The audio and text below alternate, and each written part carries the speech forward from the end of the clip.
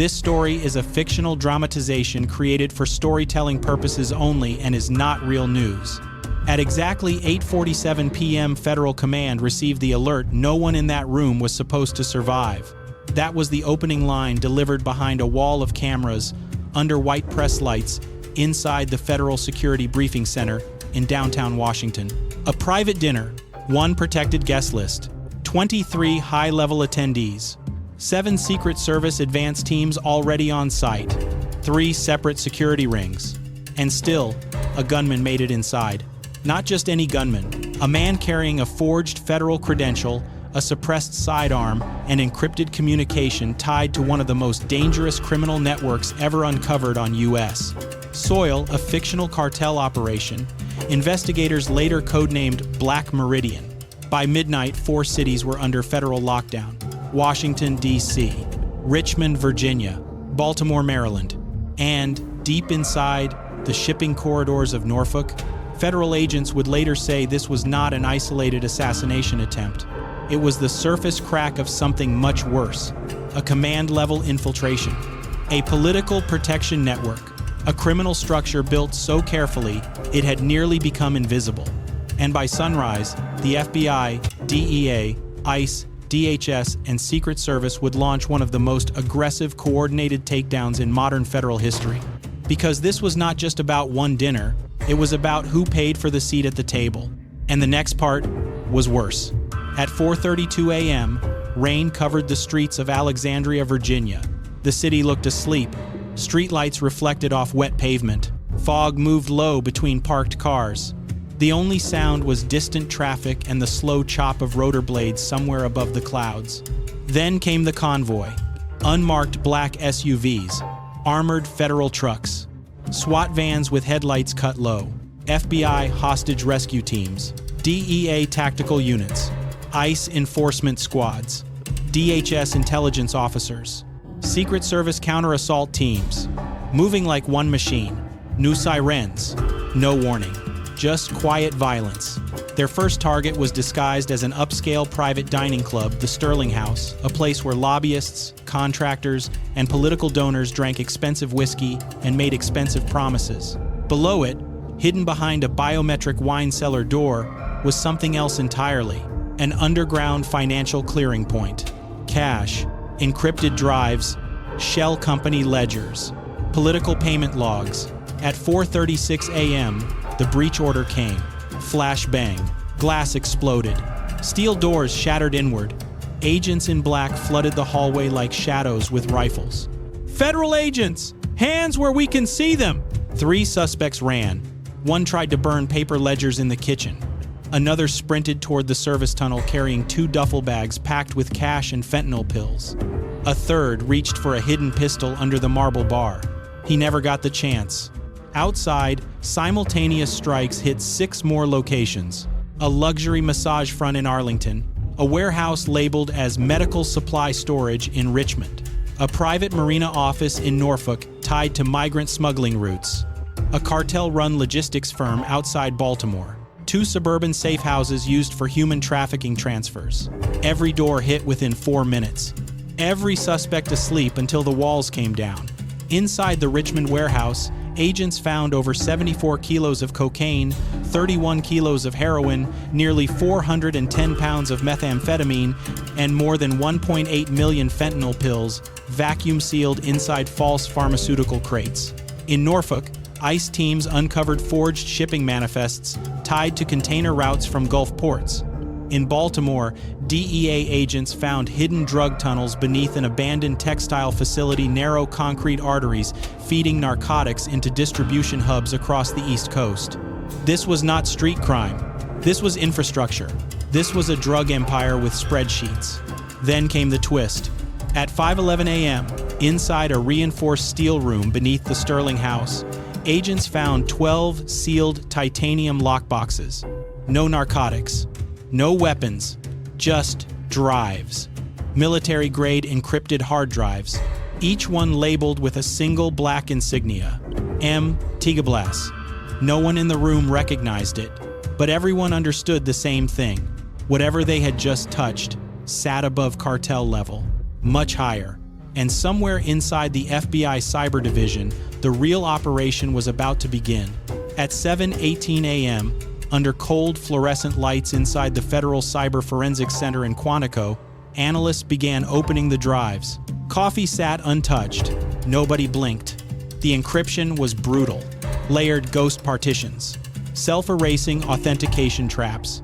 Dead man protocols linked to remote servers offshore. Whoever built this expected governments to come looking. And they prepared for it. For 6 straight hours, analysts worked through mirrored systems and forensic bypass tools. Then, at 1:42 p.m., one screen changed. A network map appeared. It spread across the wall like veins. Ports, banks, transportation firms, construction groups, charities, restaurant chain, relief foundations, campaign finance committees, all connected, all feeding one operation. Project Hollow Crown, that was the internal name. Not corruption, architecture. A master plan built through shell companies, ghost corporations, sham nonprofit foundations, and offshore accounts stretching through Panama, Malta, Belize, and Cyprus. Money moved disguised as agricultural grants. Drug revenue entered through fake port maintenance contracts. Human trafficking profits were buried inside labor recruitment agencies. Migrant smuggling payments passed through church restoration funds and hurricane relief donations. It was elegant and disgusting. Then they found the authorization key. One digital signature, repeated across tunnel construction approvals, border patrol reassignments, port inspection exemptions, private security contracts, the same encrypted approval, belonging to Governor Adrian Voss, a fictional governor. Publicly, he was the clean reformer of the Atlantic Corridor, television speeches, anti-crime campaigns, border security promises. Privately, according to the files, he was command. He wasn't protecting the cartel. He was directing it. His office had turned the region into a secured transit fortress for Black Meridian's narcotics empire. Fentanyl, cocaine, heroin, methamphetamine, weapons, human trafficking routes, migrant smuggling corridors. Everything flowed cleaner because government itself opened the gate. One senior analyst said it quietly. "This is not corruption." Silence. Then another answered. "This is command-level collusion." No, worse, engineered treason. And the operation had only just begun. At 3:55 a.m. the next morning, inside Joint Federal Command outside Annapolis, the wall of screens turned red. Dozens of markers pulsed across the East Coast, everyone tied to Project Hollow Crown. Safe houses, drug fortresses, super labs, financial hubs, private estates, border staging zones, tunnel access points, server farms. Governor Voss had not built a network. He had built a parallel state.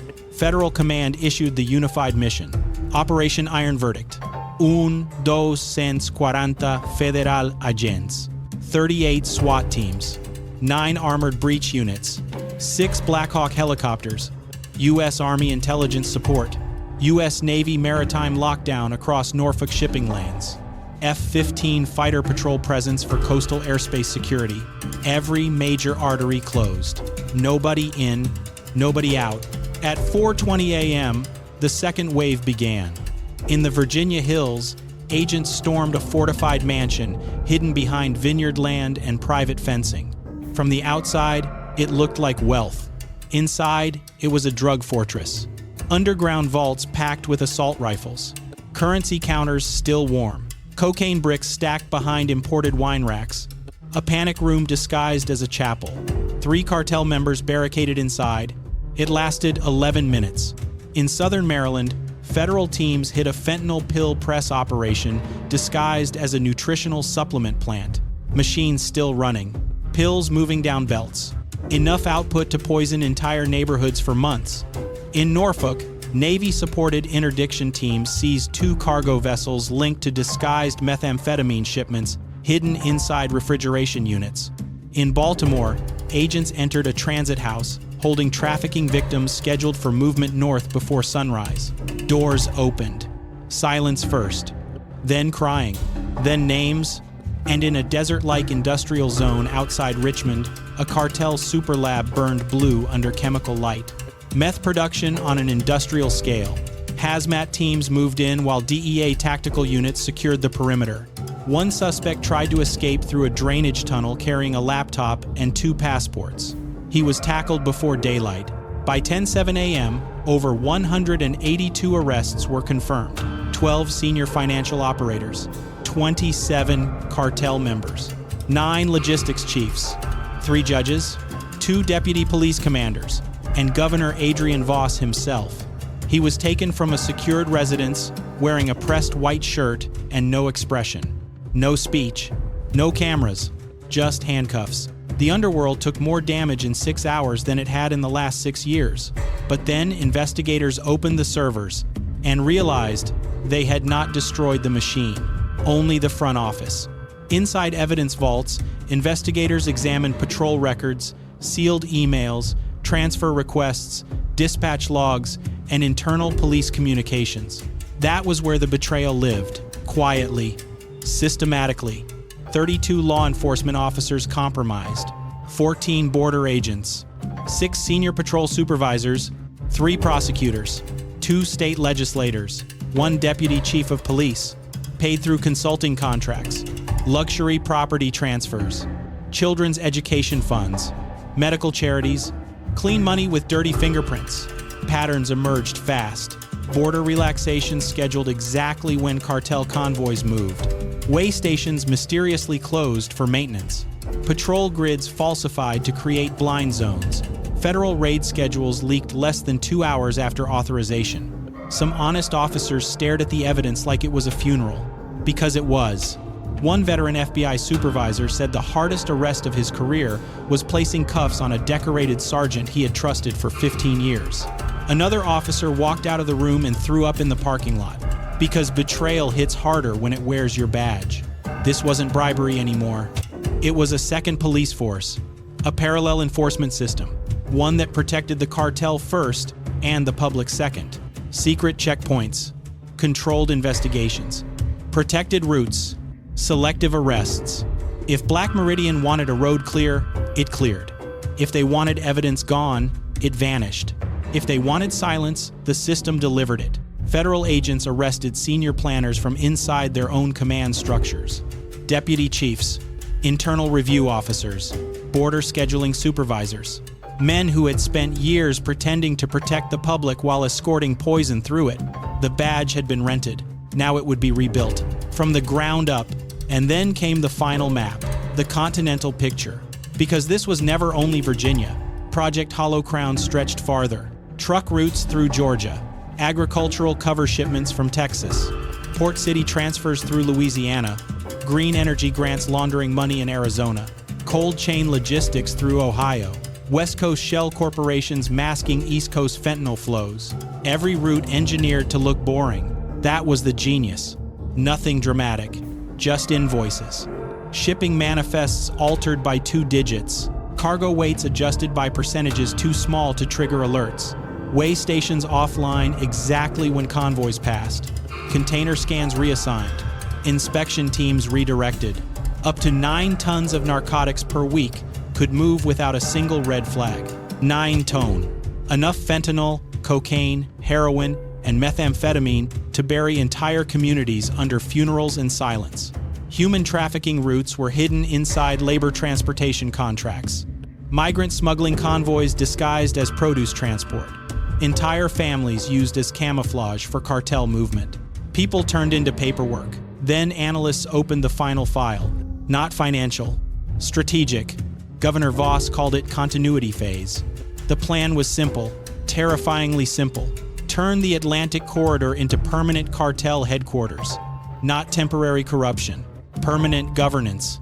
Judges selected, contracts controlled, police leadership replaced, infrastructure shaped around criminal efficiency, a shadow government protected by legitimate paperwork for decades. One analyst looked at the screen and said the sentence nobody wanted to hear. They didn't infiltrate the system. Pausa. They redesigned it for the cartel future, not ours. And that is the part people fear most. Because power does not always arrive with gunfire. Sometimes it arrives with signatures, with silence, with ambition, with men in expensive suits telling you everything is under control while neighborhoods disappear under fentanyl funerals, children lost to pills they thought were harmless, families buried under heroin, communities hollowed out by methamphetamine, lives traded for margins on spreadsheets. Drug cartels do not survive only because of violence. They survive because someone opens the door. A politician, a chief, a judge, a border official, a person who decides their future matters more than yours. That is why stories like this matter, even fictional ones, because the warning is real. Organized crime does not begin in dark alleys. Sometimes it begins at private dinners, behind polished silverware, inside rooms where everyone smiles, and one man arrives carrying a forged badge and a loaded weapon. If you are still watching, tap like so more people see this story. Comment expose if you believe corruption should never be allowed to hide behind power, because silence protects criminals better than walls ever could. And remember, this story is fictional, created for dramatic storytelling only. But the lesson? That part is real.